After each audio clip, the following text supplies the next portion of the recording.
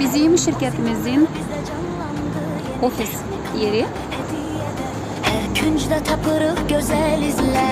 İzleyicilerdir gel yine aç. Her pakette bir alem bir nağıl var.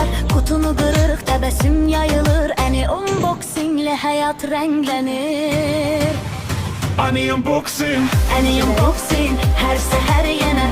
Güzel yerimizde. Güzel ofisimiz. Bakmak gerek. Buyurun.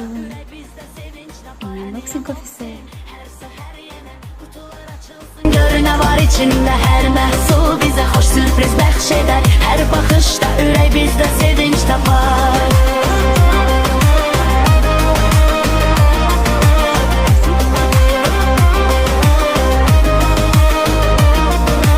Kamera yandırdık, ışık alındı. Her unboxing anı bizde canlandı. Yeni texnika moda hediyede. Her küncde tapırıq güzel izle. İzleyicilerdir gel yine aç.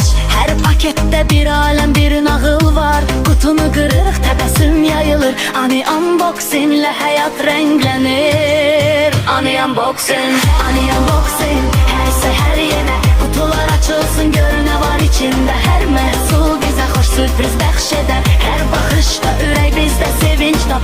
Ani unboxing her seher yine. Kutular açılsın gör ne var içinde. Her məhsul bize hoş sürpriz bəxş eder. Her bakışta ürək bizde sevinç tapar.